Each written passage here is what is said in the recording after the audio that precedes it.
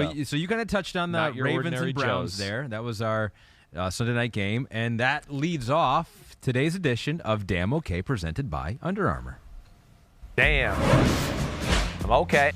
Damn. I'm okay.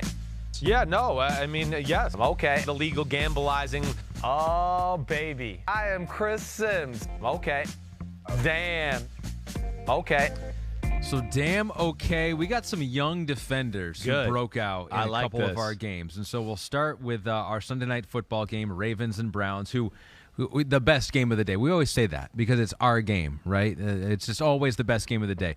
There are a few errors. We don't have to say that. No, It's not in my contract. They didn't specifically say you have to call our game the best in the day. All right, so if you don't, I have to cover for you because it's in my contract. Okay. No, it was an ugly game, very ugly game, very easy for us to admit at times with a lot of turnovers. Crazy. But it was good for Tyus Bowser and Odafe away for the Ravens. I mean, like, away was all over it's like every time I was watching the game, it was like away. He was all over the place. So the Ravens defensively, they made a lot of. I mean, it almost is more impressive because Lamar had that bad game throwing the picks, the 4 interceptions. No doubt. But they were able to hold the Browns to 10 points, who have their own issues. But what'd you think about those two players specifically? Well, they're like, they pop, like you said. Tyus Bowser, I don't know what I want to. This is what, year 4 maybe out of Houston, and I wondered whether he was ever going to turn the corner and really be a player for them at any point. This year, it's just consistently gotten better to where. Yeah, he's a player on the edge. Got some size. He's athletic. They need some speed up front, and that's where like him and Odafe away really to me changed their defense a little bit because for the last few years they've kind of been a big lumbering slow front seven. But now when you got Patrick Queen in the middle and those two guys on the edge, along with the big guys in the middle, it gives their defense a little bit of a different look. And they're versatile, both of them. Not only can they rush the passer, but they're that Leonard Floyd-ish hybrid guy, too, where they can drop back and be very comfortable in pass coverage and long and can really change direction well. So that's where they have great value to a guy like Wink Martindale, who has a lot of creative defenses and ways to blitz guys and drop guys and do all of that. But, hey, I think Oweh has superstar talent. Yeah. Like that to me. And I think that was something I said during the draft process. Just to be that big and as strong as he is, and still, he's not like the thickest guy in the world, but he's long levers, and to run the way he does, and he's physical. I mean, he brings it. To me, he has superstar potential. Tyus Bowser is just another, Ravens pillaging the earth for the biggest, baddest mofos on the planet. And they got a guy that's going to be a good edge guy for them for the future. Yeah, Bowser's in his 5th season, signed a 4-year, $22 million extension this offseason. See, it was smart. See, they saw it coming, and they went, let's get him now. Get him for the low in case he ends up like getting 9 or 10 sacks this year and, wants a ton of money. If we ever have a game where Lamar throws 4 picks, all when targeting Mark Andrews, which is kind of crazy. We're going to need that defense. So what'd you make of the offensive side there for the Ravens? I mean, at the end of the game, Lamar was talking to Catherine Tappan, and he was like, I'm beside myself. He almost couldn't speak. Yeah. He's like, I want to say a whole lot more, but I probably shouldn't. He was just so... he was like trying to scratch. He's like, how is this happening? Yeah, I think he was in shock. How did it happen? He just lost control of the ball once or twice. Didn't see middle of the field defenders. I think that's the big thing. He had 2 down the middle that were kind of like egregious, right? Where you're going like, man, one where he was like looking to his right and he came back right to the middle and he just never saw the defender. I can't remember which one was which anymore at this point. So he had that one. He had the one to the like center left that kind of got tipped in the air and then intercepted, which was, hey, that was dicey too. There was a lot of bodies in there. He has the 3rd one to Mark Andrews on the right middle where Andrews broke out and he kind of threw it inside, and that was just either miscommunication or he just missed the throw, period. And then he had the post route, great interception deep down the field, a little bit like we saw with Antoine Winfield and the Colts. He had Mark Andrews versus John Johnson, and it looked like it was about to be pass interference, but John Johnson just got his head around and made a miraculous interception. I don't blame that on Lamar. That to me is more times than not it's going to work out in his favor. Throw it up to my awesome tight end one-on-one with a safety downfield. Good play by John Johnson. But they just have a magic about them, the Ravens, where just they don't give up. They know how to win football games and battle. And then when you're playing another team who, seems to find ways to not win games or mess up in like close games like we saw them do against Pittsburgh a few weeks ago, not even have a game against New England. I mean, just get totally blown out of the water. And then yesterday, my pet peeves with Cleveland yesterday. I mean, hey, Baltimore was trying to serve the game up on a platter for you, and you guys kept going, that platter. Let me get it away. We don't want free food. How so? What were they doing? Missed field goal. 12 people on the field on a 4th and 4 on a punt. Not only 12 people on the field, 12 people argue with the ref because they didn't let you substitute, didn't even recognize they had 12 people before the stoppage, kept the 12 people on, and then got penalized. Like, what? So we have that. Then we have, hold on, I want to make sure I get all these straight. Then we have, we're driving the ball, we're doing some good things. Let's put Jarvis Landry at quarterback. And, to me, this is where it's stupid, too, because, this is where it's like, I don't know. Were you watching the game last week? I know last week Jarvis Landry got the ball at the quarterback position and scored a touchdown. He had a 16-yard run. Great play. Against the Lions, but still a good play. Wasn't drawn up that way. No, it was correct. An individual great play where your scheme and the play you thought was going to work didn't work. So let's go back to it against the Ravens. Oh, and this time, let him hold it like he's Fran Tarkenton. And he's going to make a read like he's a quarterback. Oh, he gets strip sack fumbled? Is that right? No. You mean it worked against the Lions, but not against the Ravens? No. So then we have that. Then we get the interception from Lamar. And I know I'm missing and paraphrasing here a little bit. I mean, Baker Mayfield. Got Kareem Hunt. It's going to be we're going to show this play on Wednesday and what the happened. He's got Kareem Hunt, middle screen, walk-in touchdown, or he's going to be down to the 2-yard line, and the ball falls out of his hands. I mean, so again, it's like even when they're given some light at the end of the tunnel, Cleveland still messes it up. And right now, they're frustrating to me. Cleveland is frustrating to me. The question that everyone in Cleveland is asking right. This is the one question. This is basically the one question. Yeah. Sober Wrestling asks us. Right.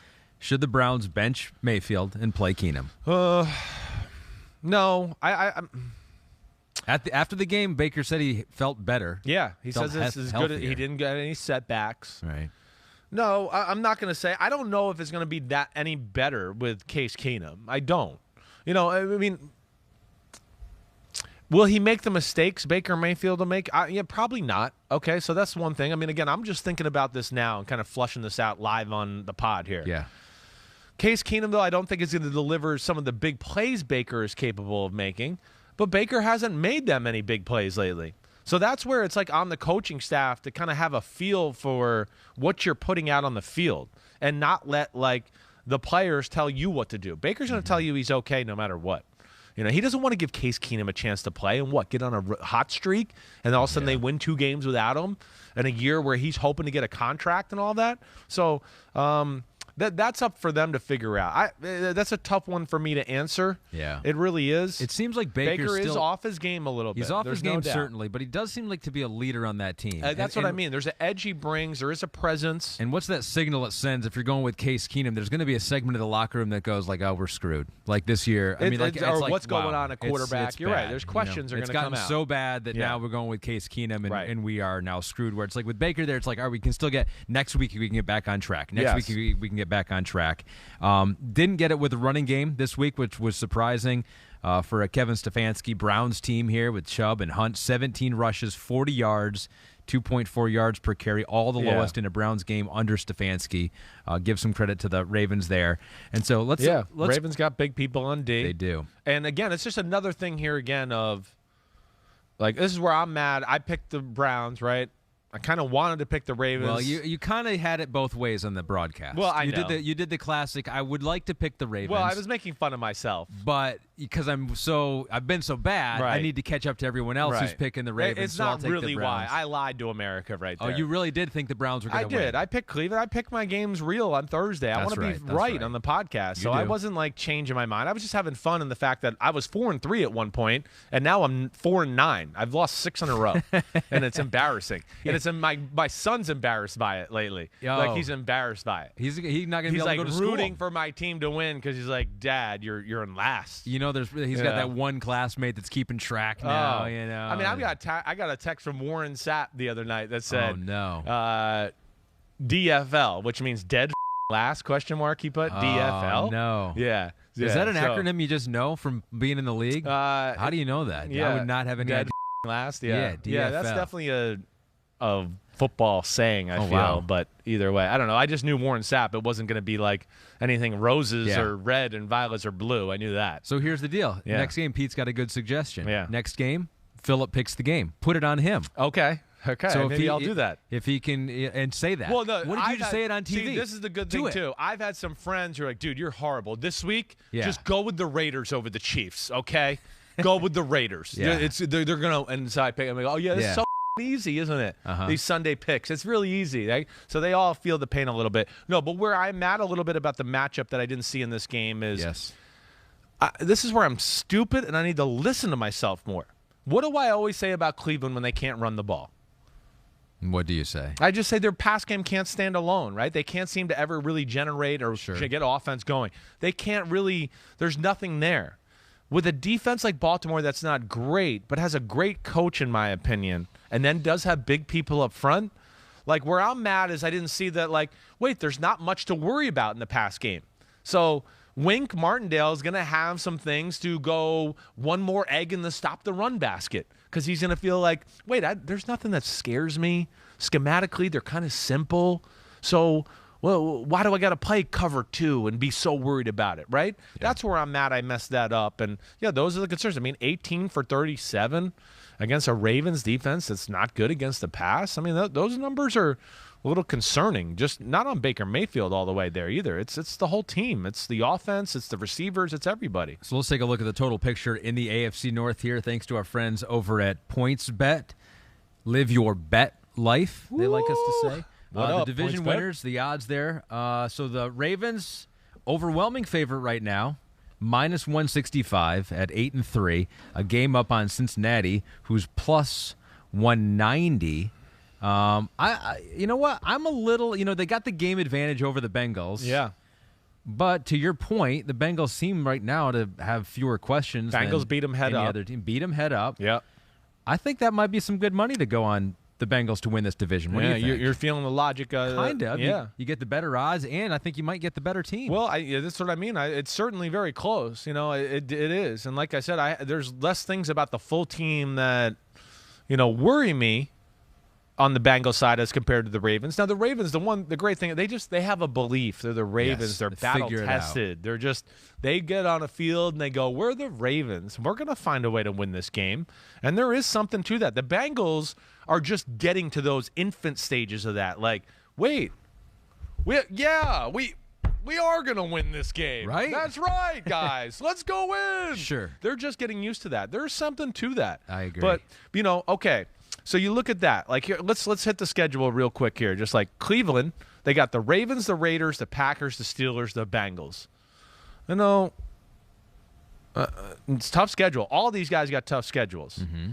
But I don't see that going in their favor the last 5 games. I don't. Mm-hmm. I don't. That's Cleveland's schedule there? Yeah, that's Cleveland's schedule. Okay. I see that 2 and 3-ish maybe, I'm going to say, to throw that out there. All right. See that? So, again, the Ravens game after the bye is going to be incredibly intense.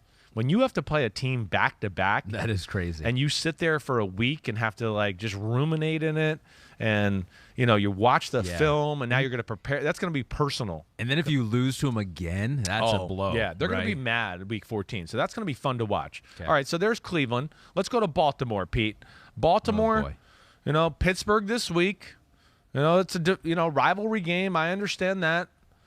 That'd be interesting, but man, that's not easy. That's not easy at all. I mean, not easy at all. That's tough. I mean, again, those last 4, they could go any way. Yeah. Packers, Bengals, Rams, Steelers. Yeah. I mean, they could lose 4 in a row right there. Who knows who will be playing for the Steelers Week 18? Right. All right, Pete. Mike let's go Tomlin Pittsburgh. might be playing at defensive end. Yeah. Well, and their defense is certainly something to worry about. Pittsburgh's schedule. The Ravens, the Vikings, the Titans, the Chiefs, the Browns, the Ravens. I would like to state for the second time in this podcast, it's over. Okay? Yes, it's over. I think it's over. I don't see a lot of wins there for Pittsburgh and the way they're playing football right now. And trust me, I have a lot of respect for Mike Tomlin and the Pittsburgh way. Now you get to Cincinnati and that schedule. And again, not that this is easy either. Yeesh. Chargers, 49ers, at Broncos, Ravens, Chiefs, at that might honestly be the hardest one. That might be the hardest one. It's up there. I know. It's brutal. Oops. It's brutal. I know. That's where it's tough to really pick it, but yes, they got some home games. That's one good thing. True. It's you get 4 the out of Chargers, 6 at home. 49ers, Ravens, Chiefs at home. Yeah, and Pete brings up a good point. Does home field really matter anymore? No, it doesn't. He's right. It does not matter. But that's why doesn't it matter anymore? Just because. Well, I mean, the last 2 years, the road teams are winning more than the home teams. Last year was different though. COVID. I know. I think this year it's still continuing because of the Delta variant. It's still hanging out. Or the Omicron. Yeah, variant. What is it? No, I don't know. I mean, yes. I'm going to choose to ignore that. I respect it, but I don't fear it, and we'll just go on with life. You know what? I don't even respect it. Yeah? I'm going to say that. Fine. I will battle it. The Omicron virus strain. Screw you. Yeah. We don't respect you at the Chris Simms podcast. You will get no respect from the Chris Simms here. Unbuttoned podcast. Okay. Yes. So, but either way, we see all their schedules are tough, right? They all were tough. But I'm just going to go with the Bengals and the team that I think is the most well-rounded. All right. All right. There you hear it. Thanks to our friends at PointsBet for giving us the odds and giving us a good discussion there. A final damn okay here. Man, dude, I have something I got to read here. Can you stop hogging the mic? Sorry, Jeez. Pete, sorry. I almost wanted to. You're right. I put some Steph Curry's and he thinks he runs the show. You're right. All right. PointsBet, we're always thankful for their sponsorship. Yes. And if you're in an eligible state, PointsBet has an exclusive sign-up offer for Unbuttoned listeners that you can't miss. You hear that? PointsBet has an exclusive offer for Unbuttoned listeners, that you can't miss, and I almost missed it. You almost missed it. Can you believe it? Yeah, it's in big yellow writing, too. That's what's scary. Download the PointsBet app. Use code UNBUTTONED, all caps, okay? Well, we don't know about that. Well, we do know. It doesn't need to be all caps. It doesn't need to be all caps. Now, can you go a combination like you see sometimes when they do the SpongeBob meme where the guy's like all kind of being weird and it's upper, lower? You don't risk it. Either go all upper or all lower, I think. Okay. All right. Let's do that. So download the PointsBet app. Use code UNBUTTONED.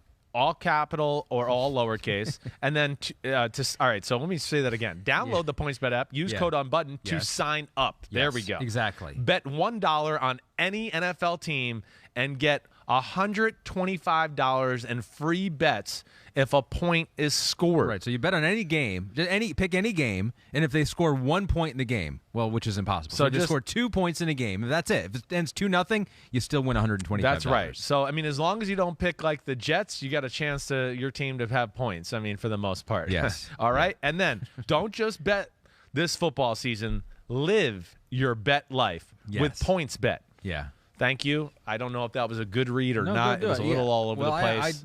But we had fun. I threw you off. I threw you off by trying to go past it. But make sure you do that. That's a free $125. Yeah. With our friends over at PointsBet. Now I can move on to the damn okay of the Broncos and Chargers game. What a game. What a win for the Denver Broncos. Patrick Surtain, who I do hear some people say Surtain.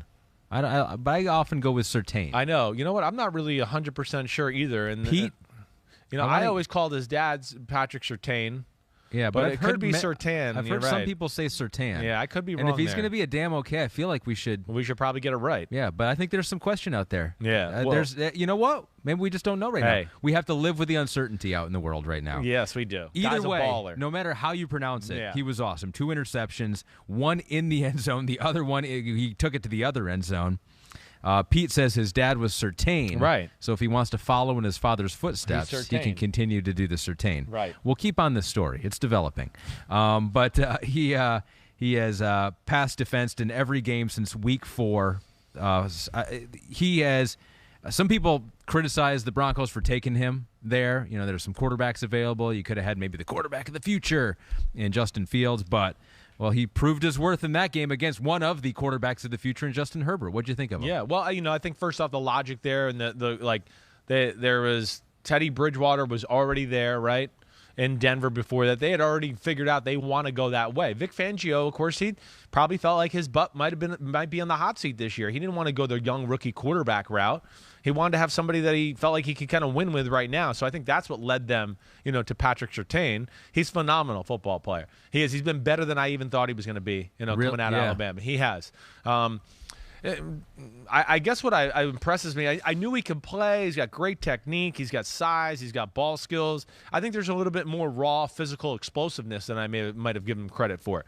And that's where he's been really special. But both interceptions he had yesterday were big. I mean, of course, the pick six, we know that was big, kind of put the game out of reach. See you later, Los Angeles. But I think the first one was really bigger. It was a game that had some weird ebbs and flows, Ahmed. Like, Denver dominated early. Chargers offense couldn't do anything. First touchdown drive by the Broncos was kind of a field position drive where they pinned the Chargers in their own end zone. They got the ball at the 50-yard line. They go down. Teddy Bridgewater has a scrambling touchdown run. Nice job by him. The next, they score another drive, a little while longer in the football game, which was just a nice substantial drive. But my point is, like, the Chargers could not do anything on the offensive side of the ball in the first half. And then Teddy Bridgewater got banged up, gets crushed by a blindside blitz by Derwin James, and Drew Lock had to come in, and he throws one of the dumbest interceptions of Sunday. I mean, again, if he was trying to get anybody to get confidence in him to be a starter one day, he is squashing that confidence in a hurry. Tries to throw a sidearm and like a RPO with nobody open, and tried to make like the greatest throw ever in a game where you're dominating. And that kind of sparked the Chargers, gave them the short field. They get a touchdown before the half, and you're sitting there going, oh, no. And then really into the third quarter, the Chargers were kind of controlling the football game. And I went, man, it just kind of feels like the Chargers are going to win an ugly game here.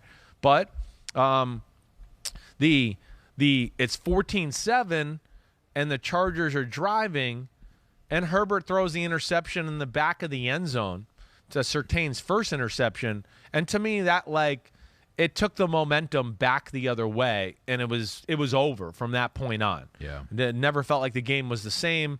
Denver went down, scored a touchdown, and that was all she wrote. Yeah, I think that did kill the Chargers. Right. Their first two drives of the second half, an 11-play drive, missed the field goal. That's right. That's what happened. 13-play drive. Interception. It was a 3rd and 14 on an interception. He ran out to his right, and he grossly underthrew the ball. But you're right. So they were the opportunities. They had the momentum. They're controlling the game. That interception happens, and Teddy Bridgewater come back in the game and leads him down on a 10-play, 80-yard drive to go up 21-7, and it was over. Good win for the Broncos. I'll be interested to see if they can do the same in Kansas City against the Chiefs. Sunday Night Football will be the best game of the day. They can match up okay with them. It's going to be a good one. Yeah. Sam Olson wants to know, how do the Chargers not score 35 points every game with Justin Herbert as their quarterback? Yeah, but they need this is something, again, they're not a good run team, so teams don't care about coming up to the line of scrimmage and stopping a whole lot. Herbert's awesome. They need a real speed guy. You've heard me say this. Mike Williams is really awesome, and so is Keenan Allen. But they need a guy that can kind of like, take the top off the defense, stretch the field out a little bit. That's where they're not the same as last year. Last year there was a more of an explosive down the field passing element to their offense. This year, it's a little too much Saints ended Drew Brees' career intermediate passing, in my opinion. So there's nothing that backs you off. And then when you're playing Vic Fangio, who's a brilliant defensive coordinator when it comes to the pass game, and he's got a talented secondary to go along with it, life's going to be hard that way. So, again, I've been saying this a little bit. The Chargers need they need to run the ball. They need a speed guy at receiver to open up the rest of their stuff. And they got to stop. They got to do something to push the ball or design some shot plays. It can't always be, hey, Herbert, throw a great throw and make the proper read for an 8-yard gain and just go 30 for 35 for 305 yards every game. That's just not realistic. I want to see a stat line from Herbert where he's 20 for 36 for 390 and 3 touchdowns. That's when to me, you become dangerous. I know, hey, there's games where they'll look like they did against the Eagles a few weeks ago, where they'll do 32 for 35. That's great. That's the Eagles. That's 1 week. We need something that lasts the whole year if you want to get in the playoffs and be a real player. So that's the answer to that question right there. Yeah, to have a 13-play drive and it only go 52 yards down the field. That's what I mean. That's just, how is that? Chunk how plays. is that? Right. Yeah. How is that? You got a quarterback who might be the best in the pocket passer in football right now, and we're going to continue to throw 6-yard throws with him. I don't like that part of their offense. They're still 6-5 though. Are Yeah, the Chargers same as the Broncos? That AFC West is going to come down into the last couple weeks of the season. It certainly seems like a couple other young guys having big games. Jalen Phillips, damn okay. Andrew Van Ginkel for the Dolphins as they defeat the Panthers. 33-10 was the final score. Phillips had 3 sacks in the game, 7 total quarterback pressures.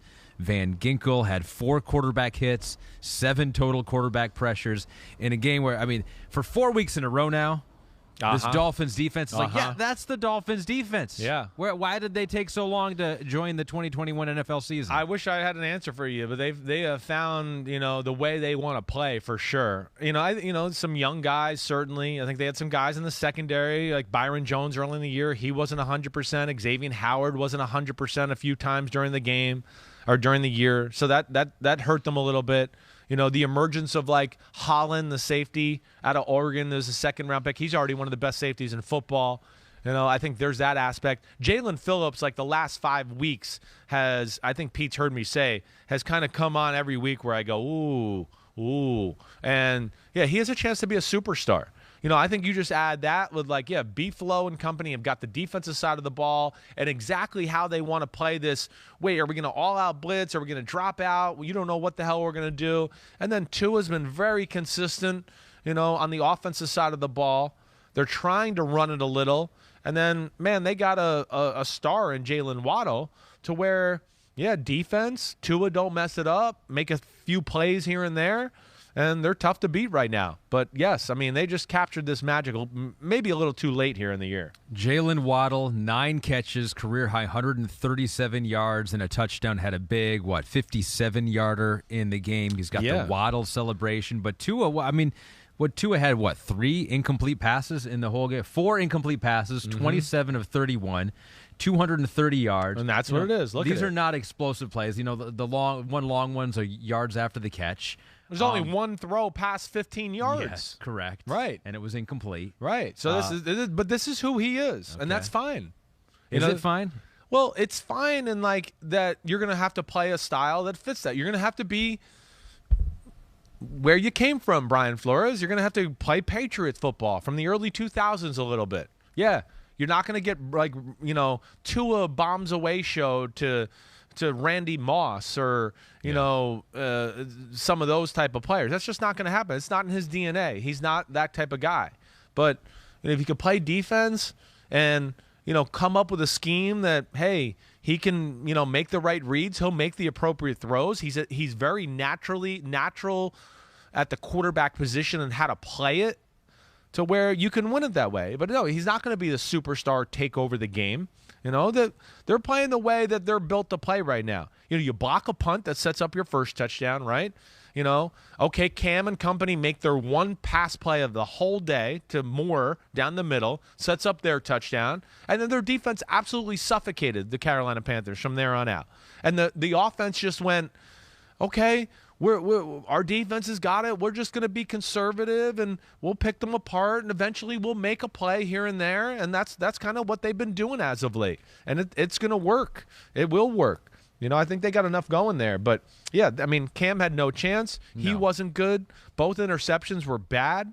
And really it was one of those games when it was 21-7 in the second quarter. You were like, this is over. I was seeing ghosts of Sam Darnold in that game. That's what was happening when Cam Newton. 5 of 21, 23.8% completion percentage, a career-low passer rating. That completion percentage, the lowest for a quarterback in a game who had at least 20 attempts since Joey Harrington in 2004 for the Detroit Lions. We're not even playing on the day, and they're bringing up stats about the Detroit Lions that make me feel terrible. That was incredible for the defense for the Miami Dolphins. Yeah. And the Carolina.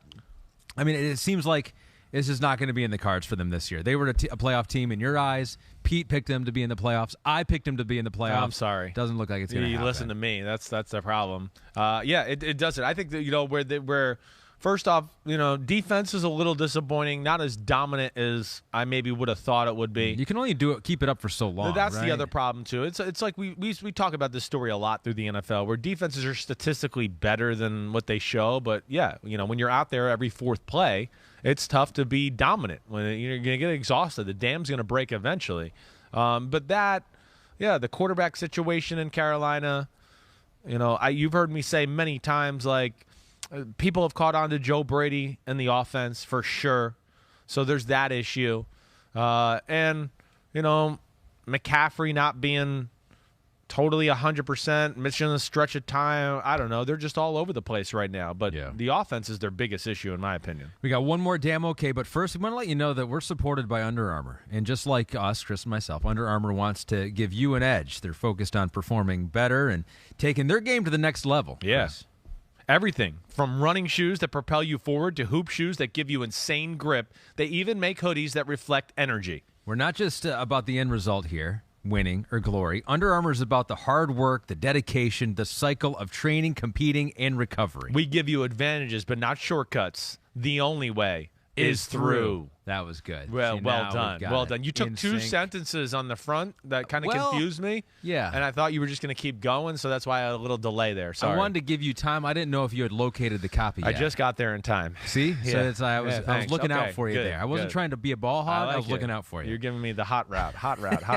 Do you think Under Armour will ever go, we really like the read. You're doing a great job with it. Can you just not analyze how you did with the read every time? Can you just do it and move on? Well, no, I think they'll appreciate I hope so. Well, yeah, exactly, and they'll appreciate that we're not just about the end result, winning or glory. We want to get it right. Yeah, we want to take a look at the tape. As right. Pete says, self-scout thyself. We are focused on performing better and taking our game to the next level. Let's scout the Giants here. They beat the Eagles. The G-Man. On a day where they retired a jersey, right, or put a jersey in the what the Hall of Fame Ring of Honor for Michael Strahan. They normally don't play very well, and honestly, they didn't play very well in this game offensively, at least, even with the new play caller and Freddie Kitchens. But they did get that win over the Eagles. Xavier McKinney had a team-high 8 tackles, interception, 2 passes defense. Yeah, Xavier. We'll give him the damn okay. The G-Men. I feel like that's probably all we'll talk about the G-Men to Pete's chagrin here, because the story was such a missed opportunity for the Eagles and Jalen Hurts and that offense. A lot of turnovers. Yeah. Jalen Hurts had 3 of them. Right. And then 2 egregious drop passes from Jalen Reagor at the end. Yeah, horrible. Yeah, I mean, it probably shouldn't have came down to that. I mean, again, Philadelphia falls into that, that group of teams that I feel like we talk about, where if they have to depend on their pass game too much, they're not gonna win games. They're not. And they had some moments of just, again, being dominant in the run game. I mean, special that way. But whether it's getting a little unlucky on the first interception that we broke down on the show last night. It was pass interference. It was. He throws an in-cut. The guy kind of grabs him and slingshots himself in front, gets it. All right. The second interception, I believe, was the one at the end of the first half, right? That was that one where, there's 8 seconds left. Yeah. And now, okay, you drop back, you get the ball. You look at 1 read, you look at 2 read, and then you throw the ball away so you can still kick a field goal with 2 seconds left on the clock.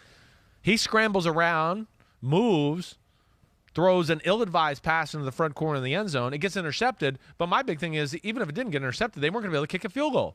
So that was just stupid altogether. And that goes on Nick Sirianni along with Jalen Hurts and everybody that way. So, yeah, it wasn't a special day by the New York Giants, but they get the victory either way, making plays and not messing up the game. How many times do we say that a week where it's just one team doesn't mess it up, and that's why they win? The other team, is better. But see, to me, and this is where I want to go down this path a little bit, is like these are the reasons I don't want Joe Judge fired. They don't have they're not in the same stratosphere of talent as the Eagles, but they beat them. They beat teams a lot and hang around against teams where I'm going to go, they're not in the same stratosphere talent-wise, but here they are, a game behind the Eagles, who have a superstar receiver, some other good receivers, the best offensive line in football, good tight end, a running quarterback, a good defensive line, a shutdown corner, and the Giants are only 1 game back. And to me, that's where I want to go. That's where I defend Joe Judge.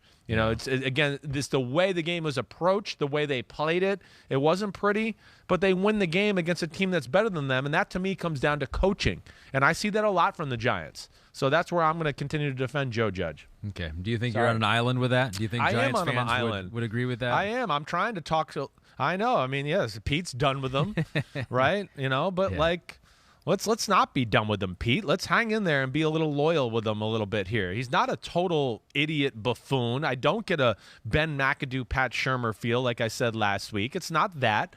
Yeah, it hasn't been perfect. I know he's made a few mistakes. I think he's probably had Jason Garrett force-fed down his throat a little bit as an offensive coordinator. And then he's got Dave Gettleman. And, I mean, come on.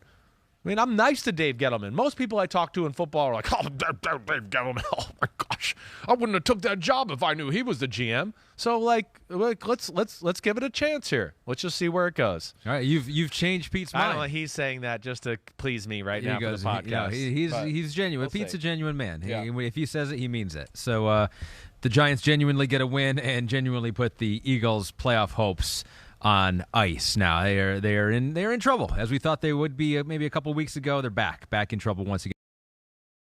Hi, I'm Mike Tirico, and thanks for watching. Make sure to hit subscribe for the latest news and highlights from NBC Sports.